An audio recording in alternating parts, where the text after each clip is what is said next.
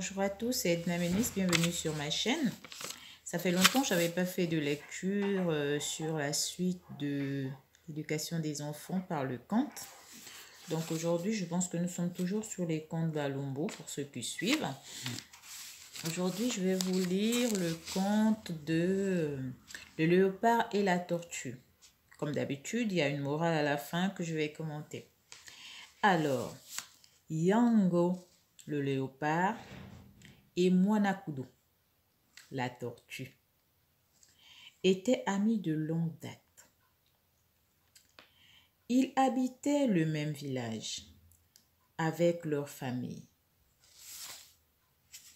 en parfaite harmonie. Or, il advint une grande disette dans le pays. Les vivres étaient assez abondants, mais ils étaient impossible de se procurer le moindre poisson ou le plus petit morceau de viande. Les femmes et les enfants n'en finissaient pas de se lamenter. Ah, Kangia, Beta, Ngiambai. Ah, quelle disette. Pour tout aliment que les bananes ou le manioc sec. Devant ces plaintes réitérées, les hommes se décidèrent à aller à la chasse. Les charges, une fois prêtes, les voilà partis pour quelques jours avec toute leur famille. Ils cheminèrent longtemps sous les bois jusqu'à ce que, accablés de fatigue, ils firent halte et choisirent un endroit favorable pour camper. Les abris provisoires installés, on disposa les couchettes à même le sol et on alluma les feux. Après quoi, chacun des maris prit son fusil et se rendit à la chasse. Tout à coup, le léopard aperçoit un buffle, lui envoie une balle et le rate. Au coup de fusil, la bête part dans un galop furieux et disparaît. De son côté, la tortue, qui se tient aux aguets, voit venir à elle une belle antilope noire et tire dessus. La bête touchée au cœur tombe raide morte. Le chasseur prend aussitôt son grand couteau et, par précaution, lui coupe les jarrets. À ce moment précis, survient le léopard qui a entendu la détonation. Sans se gêner le moindre du monde, comme si elle lui appartenait. Par surcroît, il prend pour lui toute la viande et ne laisse à son compagnon que les déchets et les excréments. Celui-ci, mécontent du procédé, l'interpelle en ces termes. « Hé, dis donc, est-ce toi qui as tué cette antilope pour que tu me donnes les excréments et garde toute la viande pour toi ?» Mais l'autre fait semblant de ne pas entendre et n'en tient aucun compte. Il en fut de même plusieurs jours de suite. Le léopard revenait chaque fois bredouille au campement, tandis que la tortue ramenait quelques bêtes à chacune de ses sorties. Mais, comme au premier jour de la chasse, le léopard dépeçait le gibier et s'adjugeait les meilleurs morceaux. À bout de patience, la tortue qui médite une vengeance, propose au léopard une partie de bain en famille dans la rivière la plus proche. Elle dit en elle-même, mes petits et moi, nous sommes de bons nageurs, mais lui et ses petits nagent tant bien que mal. Alors, mes petits et moi, nous les laisserons patauger dans la rivière et nous plongerons sur l'eau pour aller sortir plus loin et retourner au campement, où, en leur absence, nous mangerons toute la viande que le léopard a laissée sur le feu. Ainsi fut fait. Chemin faisant, le léopard presse le pas et reproche à son compagnon de ne pas marcher assez vite. Bref, les voilà parvenus à la rivière. Sans perdre de temps, les petits du léopard se jettent à l'eau pour prendre un bain. Puis, ils remontent précipitamment sur la berge. Oh, comme l'eau est profonde et le courant rapide, disent-ils. Un peu plus, nous y restions. Tant nous avons bu de l'eau. Alors la tortue leur dit, nous allons vous apprendre à nager. Regardez-nous bien, mes petits et moi, et faites ensuite comme nous. Ce disant, tout le gens carapacés se jettent dans la rivière et abordent prestement à la rive opposée. De nouveau, ils se remettent tous à l'eau et prennent joyeusement leur ébat devant les regards étonnés du léopard et des siens.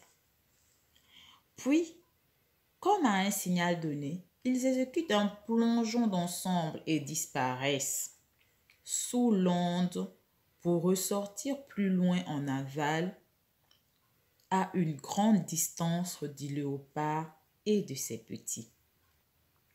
Là, ils grimpent sur la rive et se dépêchent de rentrer au campement où ils ont vite fait de dévorer toute la viande laissée sur le feu. Après les avoir longtemps attendus, le léopard revint aussi au campement. Il a grand faim et veut manger. Mais il ne trouve plus rien. Alors il éclate en invective contre la tortue. C'est toi, vilaine tortue, qui a volé ma viande. C'est toi-même le voleur.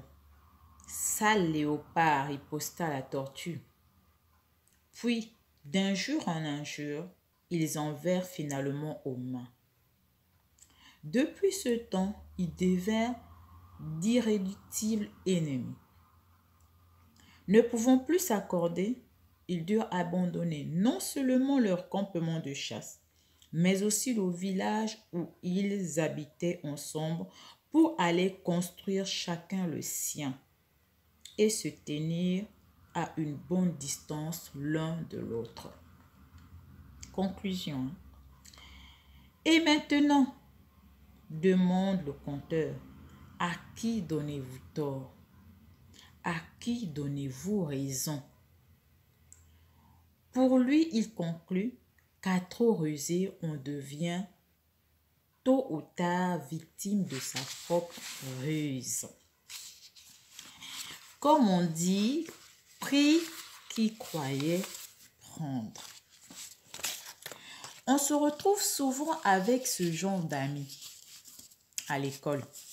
Parce que les contes, c'est pour les enfants et c'est l'éducation des enfants par le conte.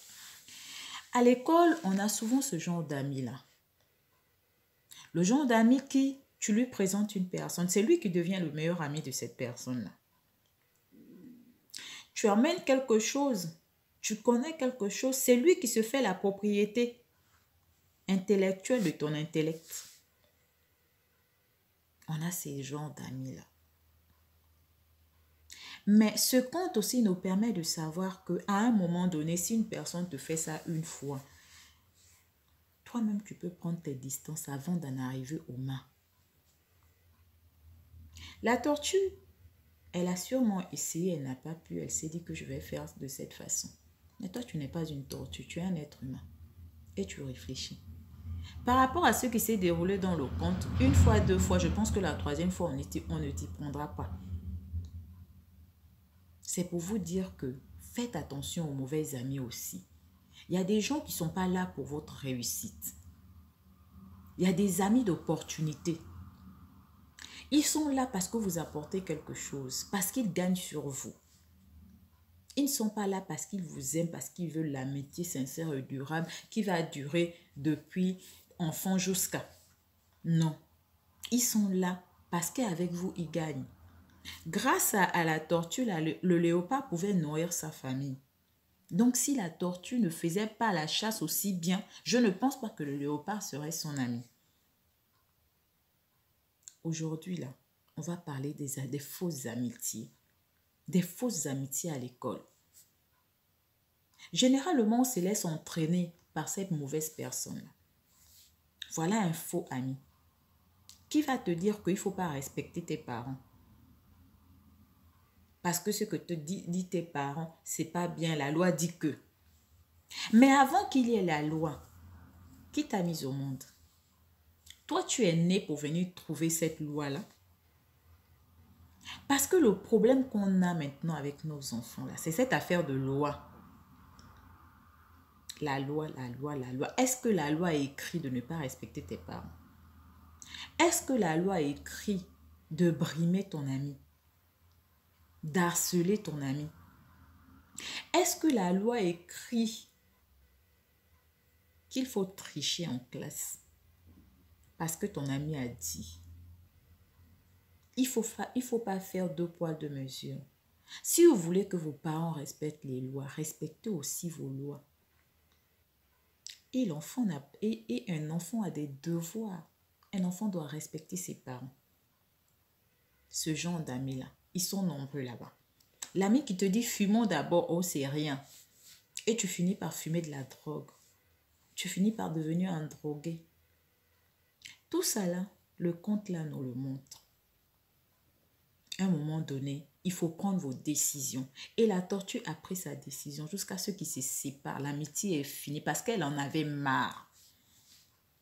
C'est ce qu'il faut faire aujourd'hui. Ce petit conte-là, c'est juste pour vous montrer. Tous les amis ne sont pas bons à prendre. On n'est pas obligé d'être ami avec quelqu'un parce qu'il est dans une bande, parce qu'il est coté par les filles, sachant très bien que son amitié nuit à votre avenir, nuit à votre scolarité. C'est pour vous ce conte-là. C'est pour toi qui me regardes aujourd'hui. Toi qui as des problèmes en ce moment, tu ne sais pas quoi faire parce que ton ami te pose des ultimatums que tu ne peux pas faire parce que ton éducation ne te permet pas. Tu n'es pas obligé de le faire. Tu peux prendre la décision de ne plus être son ami. Parce que cette amitié ne t'apporte rien de bon. Cette amitié t'invite à désobéir à tes parents. Ce n'est pas une bonne amitié. Cette amitié te fait nier tes principes. Te faire remettre en question l'éducation que t'as donnée tes parents. Ce n'est pas une bonne amitié. Il faut quitter. L'amitié où on se retrouve pour réviser, après on boit les bières et puis on fume. C'est pas ça l'amitié, il faut quitter là-bas. L'amitié où on insulte les professeurs. Ça là, c'est pas amitié, il faut quitter. L'amitié où on n'a pas d'objectif de réussite, c'est aller à la plage. Faire le beau, faire la belle. Ça là, c'est pas amitié. Mon frère, il faut quitter. Mon fils, laisse là-bas. Ma fille, laisse. C'est pas ça l'amitié. Les enfants ont l'habitude d'idéaliser l'amitié. Mais ça ne sert à rien d'idéaliser l'amitié. Parce que tant qu'on va à l'école, tant qu'on vit, On va trouver des amis meilleurs qui vont nous orienter de la meilleure façon que possible.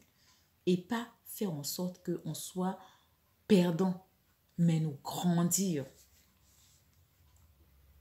Ce petit conte-là, c'est pour faire comprendre que toutes les amitiés ne sont pas bonnes à prendre. On n'est pas obligé d'être amis si tu ne m'arranges pas. C'est la chanson qui a dit, si tu ne m'arranges pas, il ne faut pas me déranger. On n'est pas obligé. Voilà un conte. C'est moi-même qui fais tout le travail. C'est moi qui tue la viande, mais c'est moi qui mange excrément. De toi à moi, est-ce que c'est bien?